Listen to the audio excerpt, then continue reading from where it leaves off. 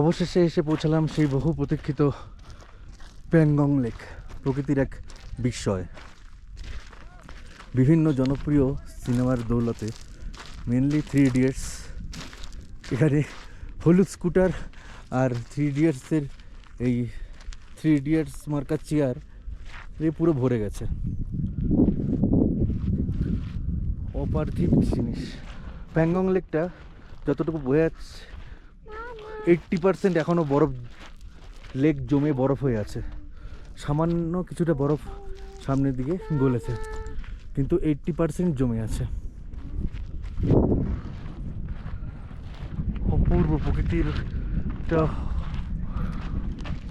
বিশাল বড় বিস্ময় আজকে আমি সামনে থেকে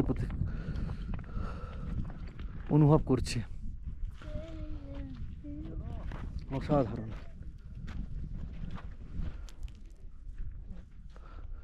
নাইনটি পার্সেন্ট প্যাংগং লেকটা এখনো পুরো জল বরফ হয়ে আছে।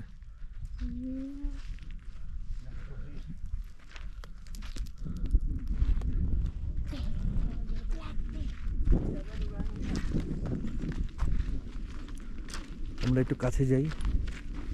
এখনো রুমে জলের কাছাকাছি আসার উৎসাহে আমরা এখনো রুমে পৌঁছাইনি। এখানে আমরা আজকে সারা রাত থাকবো। রাত্রে, পূর্ণিমার রাতে প্যাংগং লেক নাকি এক অপার্থিব সৌন্দর্য, সেটা দেখব। প্রচণ্ড ঠান্ডা, -6।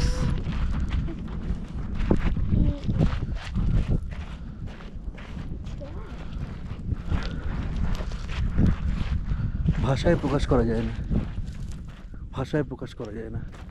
অপূর্ব সুন্দর। দূরেই বোঝা যাচ্ছে জলটা জমে আছে, জলটা বরফ হয়ে আছে। এই যে আমার সুপুত্র, এই বাবা তাকায় দিকে, ইয়েস, বরফ গলা জল, একদম হাত যাবে না। আর দূরেই বরফ জমে আছে পুরো।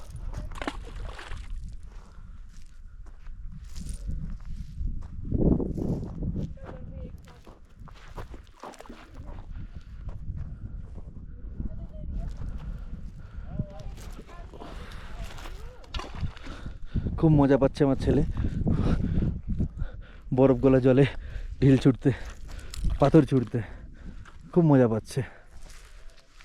অদ্ভুত সুন্দর, অদ্ভুত সুন্দর, অদ্ভুত সুন্দর।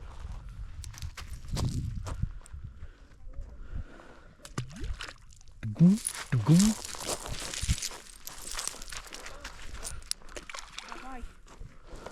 কি হচ্ছে কি?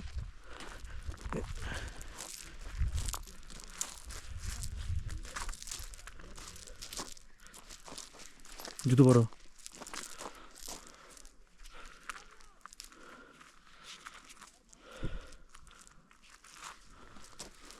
ওর হাতটা ধরতে হবে, আমি ক্যামেরাটা অফ করতে হবে। ঠিক আছে।